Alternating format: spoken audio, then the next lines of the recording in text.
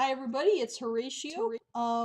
Today I'm going to do a hopefully quick video about some of my favorite tools to use and personal favorite reference books. Like I had talked about doing this in my when I was doing my live stream, so hopefully some of you will find this interesting or helpful or whatever. Some of my reasons for these choices might be a little weird, but anyway, I'll start with the tools because I've only got a few of them that I think are particularly like special or whatever. Um, the first is this pack of tech liners. They're pens. They're basically the same thing as the Sakura Micron pens. They're just a different brand. They're by Alvin. I don't know anything about Alvin really, but these pens are really nice. They come in a variety of sizes. So like from 01 to 05. I think they're a great option if you can't find Sakura Microns. It's been a while since I've used the Sakura pens, but I feel like they work just as well. So if for some reason you can't find Sakura pens and are looking for something that will uh, work just as well, these are really good. The next thing that I have, which isn't really some magnificent item, but I like it a lot, is this black rubber eraser that I have. Um, it's not dusty like those gross pink erasers that you get that just smudge everything. What I like most about this really is that it just doesn't look dirty because it's black when you're erasing, your graphite or whatever, colored pencils, whatever it is that you're erasing. It's not going to show up on the surface of it. So if you're like me and get kind of grossed out by items that look dirty, then this is a nice thing for you and might put your mind at ease, and it will look a lot nicer in your pencil pouch. The third thing is I learned this trick from one of my teachers in college. It's getting a little Easter egg and using it to store your kneaded eraser. Obviously, kneaded erasers are great and amazing because they're self-cleaning when you do this business, and you can um, rub them over top of a drawing like this to push it further back without actually erasing the lines that you have. This helps to get rid of smudging and everything. But anyway, what I like about this idea is that it keeps this thing from getting lost, because if you use kneaded erasers a lot, I feel like you know how easily they get lost. They roll away. I mean, this thing can roll away too, but it's a bright color. It'll make a clacking sound if it falls on the floor instead of a dull thud that you won't hear. I don't know. I think it's a good way to keep your kneaded eraser safe and also keep it from collecting dust or hair or whatever stuff likes to get stuck to it, since they are a little bit sticky. The fourth thing is another tool that one of my teachers in college introduced me to. It's the Papermate Tough Stuff Eraser Stick. Um, it's basically just like, a push eraser, but it is very heavy duty and can erase very heavy lines. Um, it's also great for if, say, you're sketching and you're making a more generalized line shape. So your line is thicker because it's really made up of lots of different little lines. You can go back in with this, erase away the extra, and then have, your perfect, neat, tidy line, as opposed to trying to get the line perfect on the first try or whatever, or drawing it over and over, erasing it, redrawing it. This way you're working, with less built up graphite and everything, and it's probably a little bit gentler on your paper. It's also great for erasing highlights. into graphite drawing, and it can also pick up a lot of colored pencil, especially like waxy colored pencils like Prismacolor. So I think it's a kind of a must-have. It's the best thing. The last tool I have to share is this Sharpie white paint marker. You can get this at like the kids crafts section at Walgreens. That's where I got mine. This one doesn't have a tendency to start drooling out more paint than necessary. I don't find that I have to shake it very often to get the paint to come out. It hasn't dried out, and I've had it for a while. I think it just overall works really nicely and is a great way to do some more painterly techniques if you're pairing it with markers, for example. Um, you can do some cross hatching or whatever with your markers and then come in with this, kind of scribble it over the area that you want to blend, and then use your fingers and start blending it in, then go on top of that with markers again, blend that some more. It's kind of a weird thing that you have to figure out yourself, I guess, but I don't know. I think it's a nice tool and it works really nicely for stuff like that. Especially when you're working with markers that tend to be too dark or too saturated immediately. This is a great way to knock that back and have more control over what you're doing with your piece. So those are the tools that I had to share.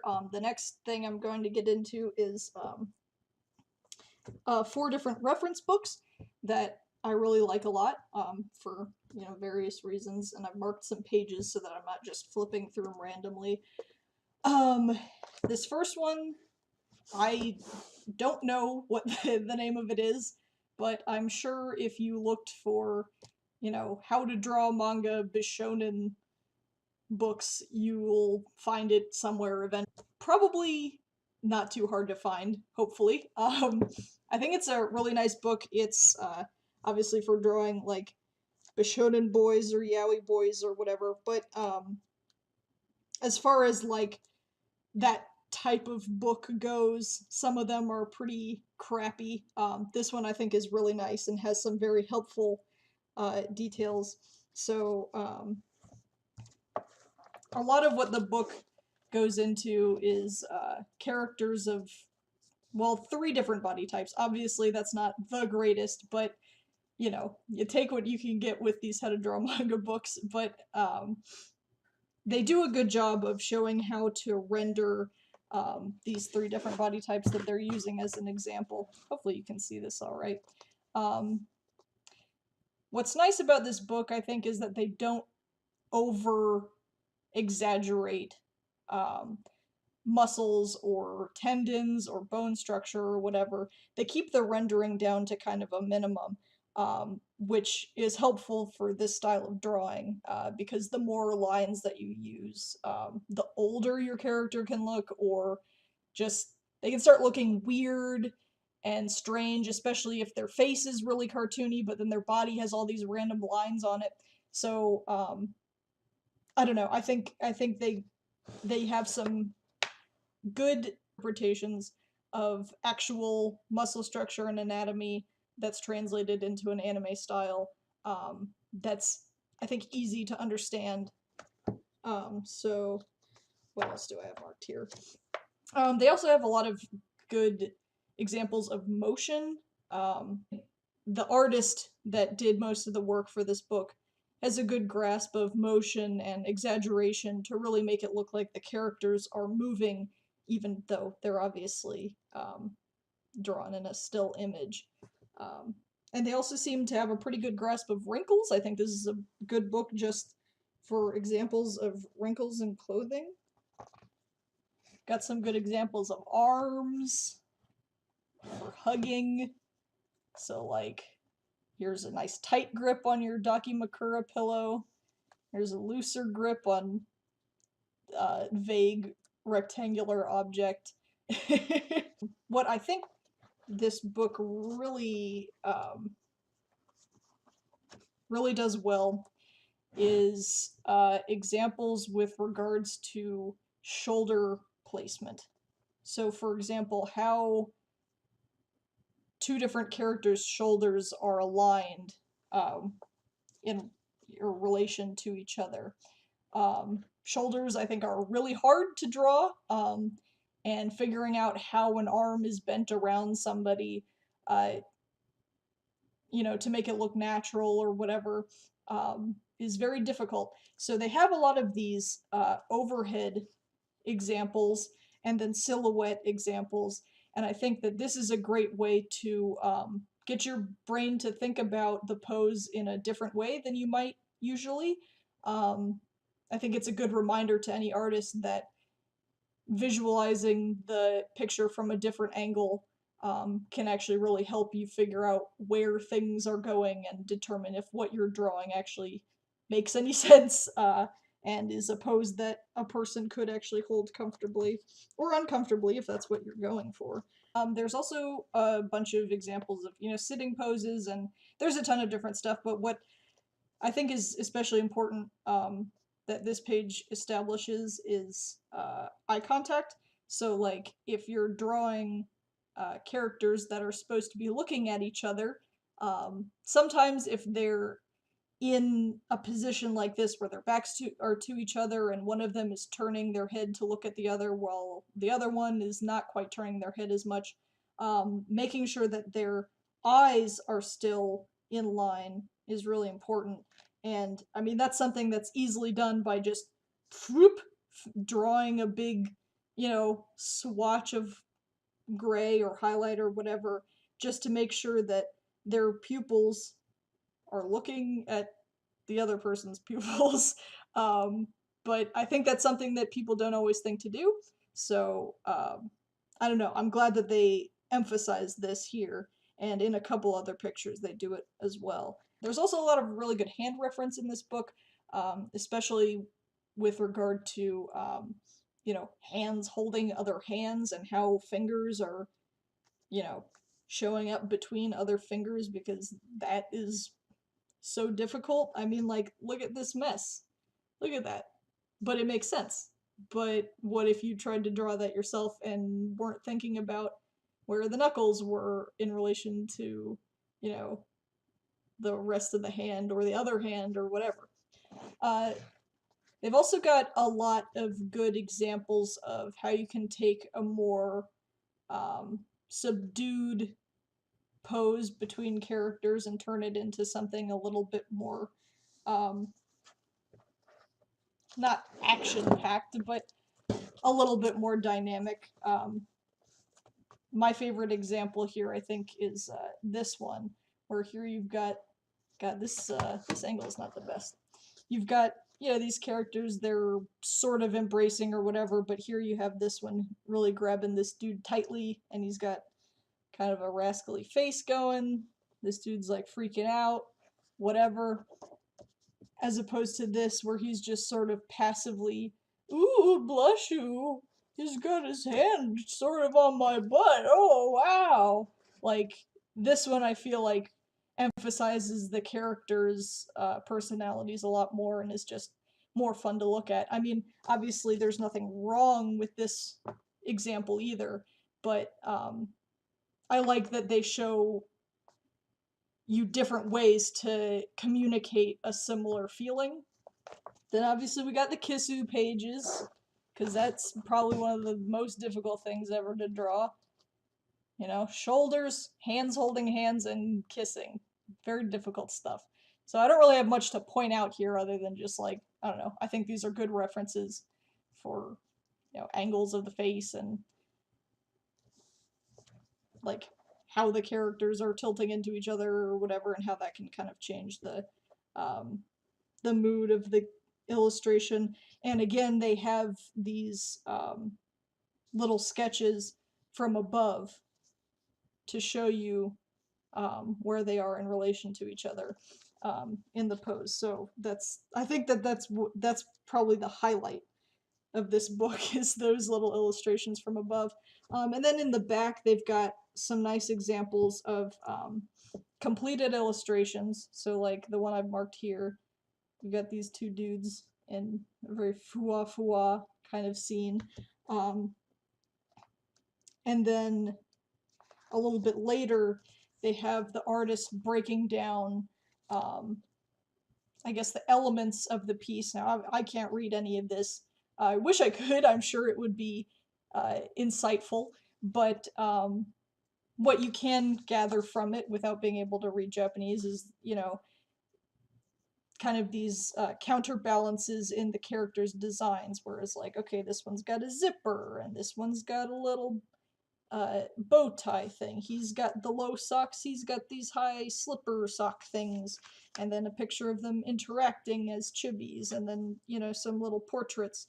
So I don't know, I think what I like about this is that it's emphasizing um, designing your characters, even if they're in kind of a one-off illustration. Maybe they're not characters from a story or anything, but I think taking the time to establish their personalities and how they relate to each other and everything, even if it's on kind of a surface level, is a good way to enrich the final illustration. It makes it feel like these characters do have a story together, whether they actually do or not. So I don't know. I think I like when books make you think about stuff like that, aside from just um, technique. So that's the first book. The second book that I have is one that you can get in English, which is nice. It's called How to Draw Anime and Game Characters, Volume 5, Bishoujo Game Characters. Um, this, again, is not necessarily fully a technique book. It goes a lot into types of Bishoujo games and like progression of storyline and things like that. But there are a few areas that I think are really special about this book. This section here is about character types, like tropes of characters, and then how they relate to each other. I think this is just a good example for people who are writing a story that has a lot of characters in it, and is a good reference for how you can organize the way that they relate to each other. So, for example, um, I don't know. Let's say we've got this character, the sexy older girl, and in relation to this lead character or the player character, she is tempting to them, and the lead character in turn plays a role as kind of her consultant or someone who is supportive to her, even though she seems like someone who can take care of herself really easily or whatever. Even simpler relationships, like the honor roll student is the opposite to the active athletic girl. I mean, a lot of this stuff is very kind of simple, basic trope stuff that, everybody's aware of, but I think that establishing it in a chart like this can be really helpful for just keeping yourself on track when you're writing characters in a story, making sure that their interactions make sense between each other, and that you continuously keep in mind, what their goals and aspirations are and everything in relation to the rest of the characters that they interact with or don't interact with. I think that, being able to establish this early on is really important for storytelling. So I think that this is just a nice example for people that are looking for something like that um, for their story. Um, Another thing that I think this book does well is then it takes these character tropes um, and expands upon them, or rather branches off into different iterations of the character type. And I think the best example that they have here is for this princess type. So the first example that they have, she's kind of timid and shy, um, very sheltered, I guess you could say. So she probably doesn't have a lot of life experience. Um, so obviously she looks kind of spooked by things and probably is soft spoken or whatever. But then when you go into these other iterations of her, she doesn't seem quite as shy. These two appear to be much more confident, much more able to take care of themselves and, do whatever duty they have. Um, Even though they're still princesses, they might have still grown up in kind of a sheltered life. They clearly also can take care of business. And I think it's also interesting here that, you know, even though these two are more confident than um, this one still appears to be a little bit reserved, um, based on her pose. Um, but instead of it being, this kind of demure, soft, reserved quality, this one is a little bit more uppity, a little bit more pompous, maybe. Like she's closing herself off intentionally to protect herself. So I don't know. I think that these examples are a really interesting way to look at these different character types that initially you might just consider to be, kind of one-dimensional characters. Um, you can take them in different directions while still maintaining that very basic uh, character trope that you're kind of building their character off of. Another page that I thought was really helpful is just this degree of emotion chart. Um, so you have uh, what is under here? Mild over here to extreme um, expressions, and then um, down this column you have kind of a generalized uh, theme. So like pleased, angry, sad, confused, affection, and then you could probably add on some more to that, so like fear or whatever.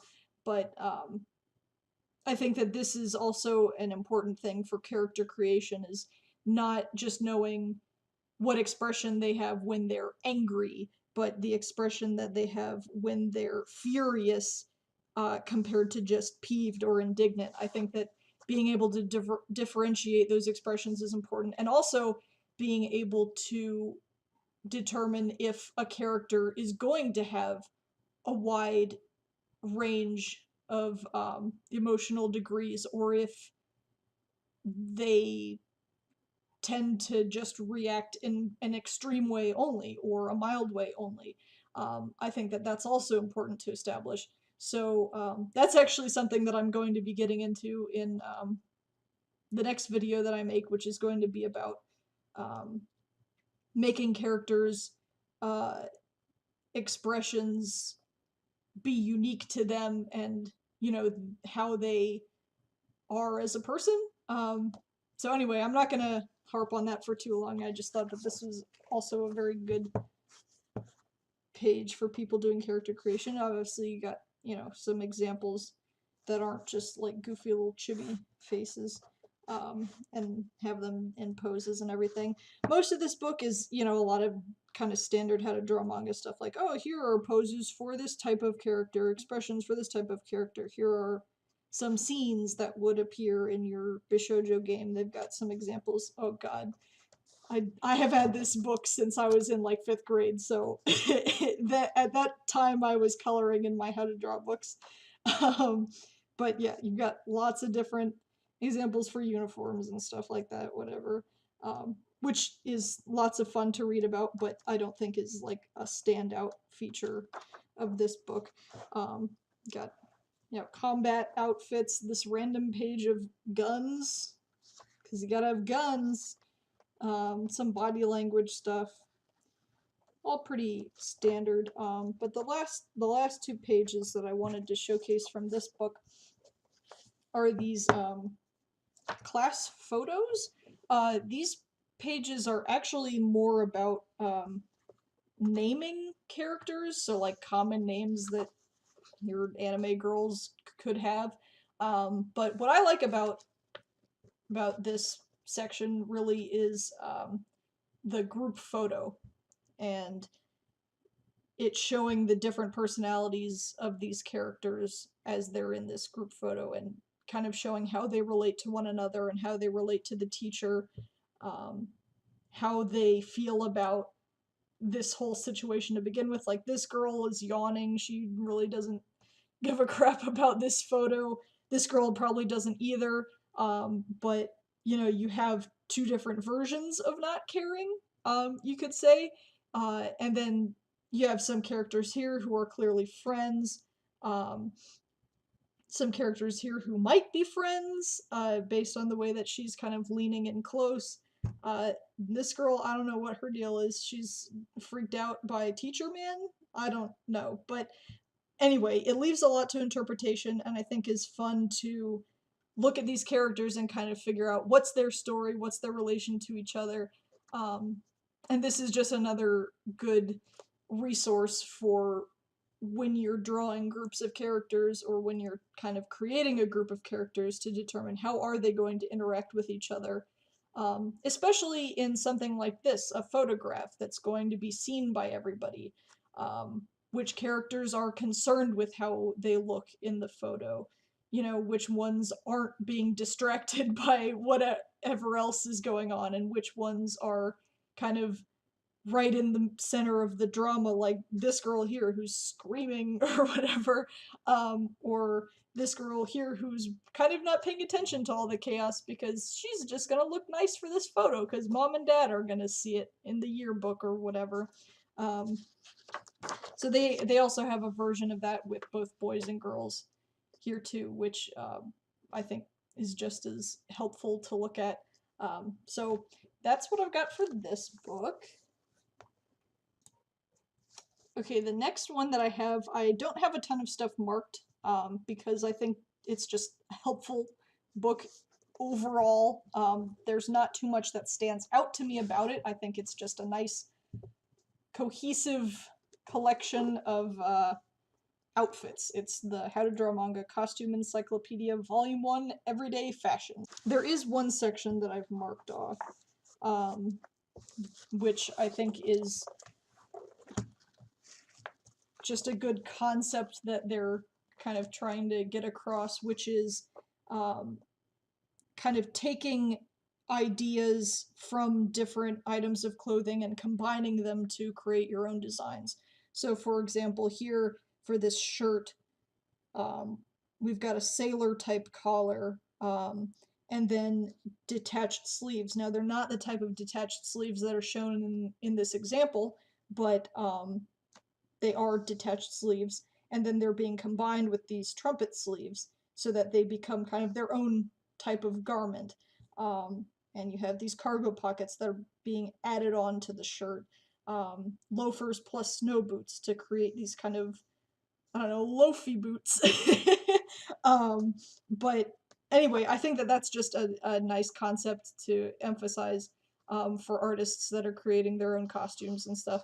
But yeah, what I think is the best thing about this book is that it's just showing you how different items of clothing actually fit, how they're cut, you know, how the placement of the seams is going to affect wrinkles and stuff when you're in motion or whatever. So you've got shorts, shirts, skirts, pants, dresses, all sorts of stuff. Some of them, you know, they give you a couple different poses so you can see how, you know, slits might be affected or whatever, or to see how, like for example, this one, how the poses are kind of restrained because of how close this dress is to the body. So like, you can't sit with your legs wide open because it's basically holding them together, so you're stuck sitting like a mermaid, hence this mermaid hemline, I guess. Um, but anyway, I think it's just a nice, helpful resource. I'd say it's pretty timeless as far as a lot of the cuts go, because it goes into some older cuts and some more modern ones. Um, it has some nice sections that are about, you know, details like uh, types of collars or types of shirt openings and stuff. Um, I think there's this, like, stuff like this, like how the silhouette of the thing is gonna lay on you depending on how many buttons there are on this cardigan. Shoes, different types of heels for the shoes, different heights of the shoes. Underpants, gotta have underpants. different types of pockets. Oh, here we go, silhouette lines. Yeah, so like, here's kind of, actually, it's not about the size of the shirt, but rather the build of the person. Obviously, this is kind of suffering from the three body type selection that Bishonen book was suffering from, but you know, it's still helpful what they give you. They could certainly elaborate more, but it's a start. Um, so, you know, if you've got someone with uh, a thinner build, they're not super busty or whatever, the shirt isn't going to have much going on in the bust area because it's not being pushed out. Whereas, you know, the further down you go, the larger the bust is, so the more the fabric is going to be, you know, changing planes, whoop whoop, as opposed to just. So I don't know. I think that's a helpful thing to think about. I like this section about not good because I've seen some pretty horrendous uh, shirt bust wrinkle rendering in my lifetime, so I'm glad that they're trying to get you to not do that. There's a little bit about like the fits of some jackets, and I guess this is about like how prints will appear, and like where they line up along seams and stuff. There's not a whole lot about that, but it's in there. These are some like lines of cuts for clothes. So this one's pretty straightforward. It's just a nice big book that has a lot of examples, so you can't really go wrong with something like that. And the drawings are nice and clear, so you can really see where the seams and everything are. So I think it's a good reference for that. This last book is one of my all-time favorite how to draw books. It's the How to Draw Manga Girls Life illustration file. This is another one that isn't really quite about drawing technique. It's more about, you know, how you think about the characters that you're making. And I think that it brings up a lot of really good thinking points for when you're creating your characters. And um, it really emphasizes thinking of, like, getting into the character's brain and why they're making the decisions that they're making, uh, even for things as small as like, how am I going to decorate this dresser in the foyer of my home? Or why is it decorated this way? Do I live with my family, and so they make the decisions regarding that? Or do I live by myself in my own apartment? And I bought this dresser myself, and so I decorate it this way. Or did I make the dresser myself because I like to build things? It's a lot of stuff like that, and I think that this is a book that might get overlooked a lot because it's not about, oh, this is how you draw a basic girl face. But I think that when it comes to making characters, making illustrations, whatever, knowing your character so deeply is very, very important. And this book does a really good job of getting you into that mindset and giving you examples of things to think about. So I'm going to try not to jabber on and on and on about this book because I could go on for ages. But um, essentially, here, kind of like in the Bishojo game book, you have these kind of standard character types. You have a sporty girl, perky girl, precocious girl, shy girl, whatever. Um, you know, so these are kind of the very base ideas of girls that we're working with within the book. And, you know, we all know people like this in one way or another. They have their own quirks that make them their own version of a character type, but, you know, we know someone who plays a lot of sports. We know someone who's shy and bookish or whatever. Maybe we are that person, maybe we aren't. Anyway, so one of the first things the book gets into is what the characters' rooms look like, their bedrooms. and going into why their rooms look the way they do. Um, so, for example, in this book, these two characters uh, live in their own apartments as opposed to living with their family. So, these pages give an actual floor plan as to their whole apartment rather than just, an image of their room. Because in this case, the whole apartment is their own. So, I think that talking about the whole thing is important because the whole thing, essentially belongs to them and is theirs to decorate how they see fit. Um, then these other characters, you just have the floor plan for their bedroom because that's their space. That's the space that they're making their own. Um, uh, and they have, little little blurbs that they make comments on about their stuff. So like, um, for this dreamy girl, she says, I just love to sleep with my stuffed toys. So that gives you, an idea of her personality. She likes soft things, she likes cute things, she probably likes stuff that brings her comfort or whatever. She's a little bit more childlike, maybe, than, say, this precocious girl, who her blurb about her room is cleaning is a breeze, less is definitely more. So she seems to value, simplicity, efficiency, stuff like that, as opposed to soft things and comfort and whatever. She seems to be more, is pragmatic the word? I think that's probably the word. Hopefully it is, and if not, then I'm sorry. Hopefully you understand what I'm trying to get across. Um,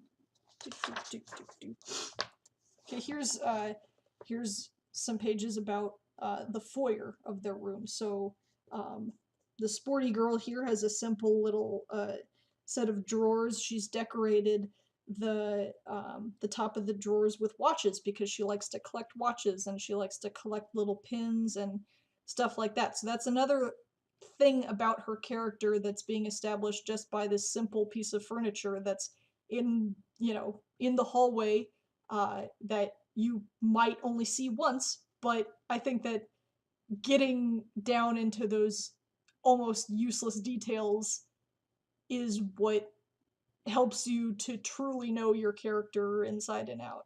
And it's got an example of like, oh, these are the shoes that she keeps in this set of drawers. And they have on this side the dreamy girl, and so she still lives with her parents. And it mentions here that these closet doors have little decals on them to make it appear a little bit more elegant. So here you're getting a lot of information about her family life, just from this closet door and the decals put on them. So this family isn't super rich, they're not super wealthy, they don't have, you know, hand engraved glass closet doors, but maybe they're, middle class and they want to present themselves as, being a little bit more fancy, or maybe they just like things that are ornate and pretty, and so they take the time and the care to decorate their home in that way, even if it's with cheaper things like little sticker decals or whatever. And I think that, that kind of family life might affect the way that this character also, handles things in her life. And later in the book, it talks about how she likes to make her own fake nails, which I think is, that's a similar thing to decorating these glass doors, where it's sort of a DIY way of making yourself look extra fancy, even if you don't necessarily have the funds for it. So you can see, obviously, like, I could go on and on and on and on about all these little things, but it really is fun stuff to consider. I love this page about the sporty girl, constructing a little corner in her apartment by setting up this bar here to hang her clothes from, and then having a basket beneath to store the rest of them. Like, she likes to save space. She likes to, be a handyman, handy girl, whatever. Whereas the dreamy girl likes to use these beaded hangers because they're cute and they're decorative. She's not concerned about saving space. She is interested in aesthetics. And they have, like I said, they have that for each of the characters. They have their bathroom setups and the different types of things they use. So, like this perky girl, for example, she likes to collect trial size perfumes. She probably doesn't have a ton of money to buy fancy perfumes, but she likes fun scents. It talks about how she has dry skin and likes to use moisturizer or whatever. And like, are these things that are gonna necessarily be brought up in your story? I don't know. Maybe, maybe not. But knowing the answers to questions like, does your character have dry skin or oily skin, I think is just, it's cool. I think it's nice to have those answers. Um, I might be a little obsessive about this stuff when it comes to creating my own characters and stuff, but I don't know. I think it's cool, and I think it's nice to at least consider these questions, even if you don't address the answers to them in your story. So yeah, this goes more into, goes into their desk. I love this example for the perky girl's desk. Uh, she's got a hand mirror, some colored markers, a sticker dispenser, a PDA, and then this toy frog. And her little comment about it is, don't ask. And I love that because that is so, it feels so real to me as a person who also will collect, random items. They'll end up in drawers, and I don't remember where they came from. I don't remember why I have them, but there they are. And just that bit of realism, I think, really makes the characters come to life and is going to help your readers or players or whatever, watchers, whatever iteration of media that people are going to be consuming this story in. um, Goofy touches like that can make a character that much more relatable to the people that are seeing them, um, and are relating to them. I don't know. I think that the fact that the book takes the characters' opinions, uh, as opposed to it being an artist talking about their decisions, makes it a lot more informative. So, as opposed to someone being like, this character is wearing this outfit because it's sexy or because it's cute. Instead, you have the character telling you something like, oh, I like to wear this kind of fabric because it's comfortable, because I have sensitive skin. Or, I like to wear these kind of shoes because I think that they make a statement. And, that's something that I want to do when I go to a party. Whatever, things like that. So like here's a good example, of the characters' opinions on things. So like the shy girl likes that this bra gives her total coverage or whatever, and she likes these underpants because the lace doesn't touch her skin, so that she's not getting irritated by that. Whereas the uppity posh girl um, likes to wear a non-lined bra because it's comfortable and silky, but to wear something like that, you have to have more confidence in yourself. Um, Whatever. It's a great way to really flesh out your characters, even if it's stuff that no one's even going to see. Um, then we have this section, which is, obviously, if you're not drawing some arrow gay thing, you probably don't need to draw your characters naked. But what I like about this section, again, reinforces just the way that each character is considering everything in their own mind, as opposed to it being the artist being like, well, this is what someone wants to see. It's not just like, oh, well, we gotta have a sexy boob picture. It's what kind of pose would this character adopt in this kind of situation, if they were in it. So I'm going to turn this around so I can actually read this bit. So for the sporty girl, her comments on her photo or whatever are, so do you think a realistic shot like this is a bit too risque? I'm a pretty candid person, so I have absolutely no problem with this pose. I'm actually having fun posing in the nude and am totally unembarrassed. On the contrary, I think this is healthy. Oh yeah, edit out the details, okay? Don't go overboard trying to show every bit of a girl. Pretend you can't see these details. So I think it's neat that she's establishing that she's candid. She's not really overly shy about, being in this kind of picture or whatever, but she does have a little bit of reservation and self-consciousness, like most people would. Um, the shy girl, she says, "This pose shows me from the back, covering my chest. Since I am shy, I tend to be defensive. However, here I am so busy covering my breasts that I totally forgot about my backside. Whatever the motive, it's still a pretty bold pose, don't you think?" So I think that, like, just thinking about how the character would react in this situation, like here, she immediately has to turn around and cover her front, but then forgets about her backside. So that could be kind of an example of how she would react to other things in life, other situations, like, oh, I have to take care of this one thing that I'm concerned about, but oh no, I've forgotten about this completely other thing that, would also have consequences. So maybe that's an example of, how she reacts in real life to anything.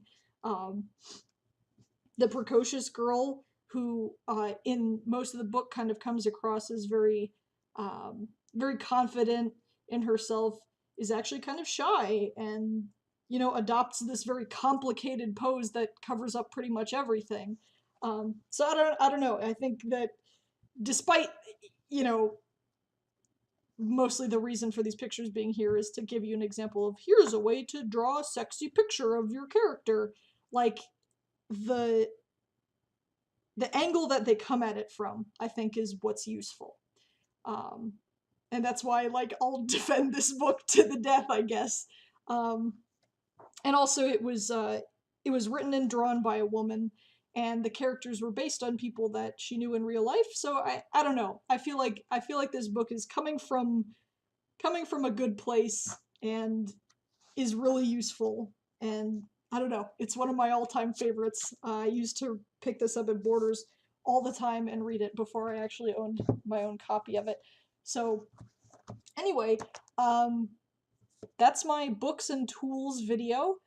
Hopefully this isn't 10,000 hours long, and I hope that it's been helpful to you or inspiring to you or something. Um, anyway, thanks for watching, and I'll be making a video hopefully sometime in the near future about making expressions for your characters that are unique to each of them. Okay, see you later!